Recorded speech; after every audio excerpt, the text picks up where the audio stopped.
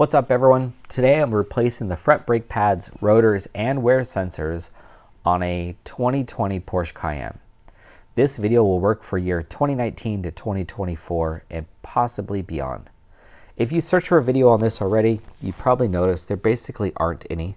So I wanted to document the full process from start to finish and hopefully save some time, frustration, and money for you. This should be about a 1-hour job if you're prepared. I was not. I'll explain that mistake later so you don't repeat it. All the parts and tools I'm using are linked in the video description, so check that out first and make sure you have everything before you start. It'll make your life a lot easier. All right, overview of the job. Here's what we're going to be doing today.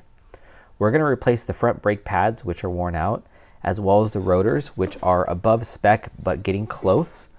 And we're also going to replace the front brake sensors because those are worn out and cut. There are other variations of the trim and brake packages, so check the description below for torque settings and things like that because I don't want to put them on the video with different variations or in case something changes. Before you touch the car, pause here, check that video description, and make sure that you have the correct pads, rotors, wear sensors, and the brake hardware, which are 2 large caliper bolts.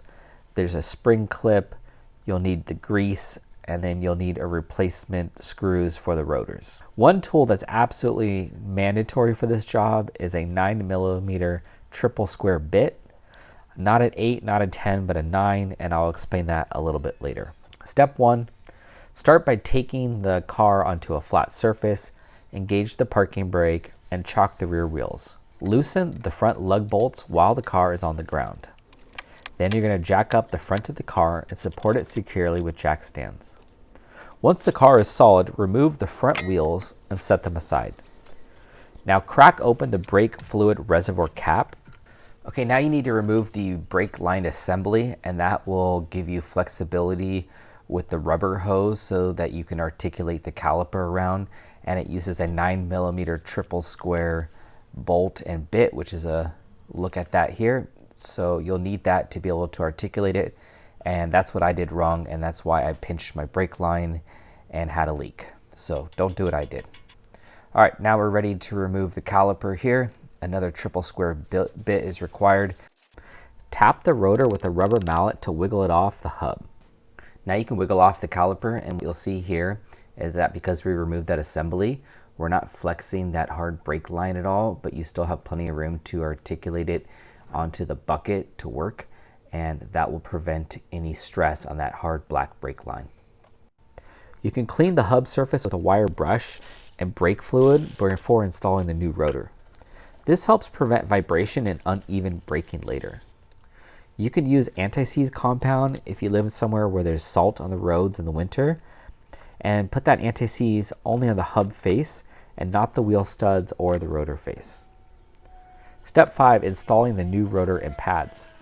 Wipe down the new rotor with brake cleaner to remove surface oils on it. If the rotors are directional, confirm left versus right before you install it. Install the new rotor and secure it with the new screws. Don't reuse the old ones. Torque to the spec shown in the video description, and compress the caliper pistons slowly and evenly before installing the new pads. You can use one of these special tools, or if you're in a pinch, you can use the back of a big screwdriver, which I did here. Go slow and don't push too fast. Lightly grease the back of the pads and the plates, and don't contaminate that brake friction material on the front of the rotor or the pad. Now install the new pads and hardware. Reconnect the brake wear sensor exactly how it is routed from the factory. And now that I'm trying to remember, I had to install the sensor first on the pad and then put the wire through the caliper. On the rear brakes, I was able to add the sensor once the caliper was back on, but on the front, it doesn't work that way. Step 6, reassembly. Reinstall the caliper and tighten the 2 large bolts to the correct specs listed in the video description. These are typically torque to yield bolts which stretch, so they need to be replaced with new bolts, and don't reuse the old ones. Reattach the hard brake line bracket with the 9mm bit and inspect the brake hose and hard lines for existing cracks, corrosions, or leak. Ensure the wear sensor is clipped and that the brake line is not twisted and that the bracket is fully seated. Reinstall the wheel and hand tighten the lug bolts. Lower the car and torque the wheels to spec. Step 7, final checks.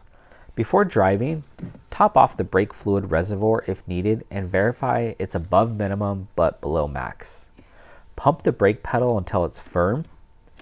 And with the engine running, verify the brake pedal feels normal again before you drive.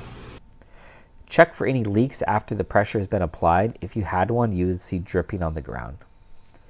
Make sure there's no warning lights and then go take the car for a slow test drive to bed the brakes according to the pad's manufacturer and recommendations.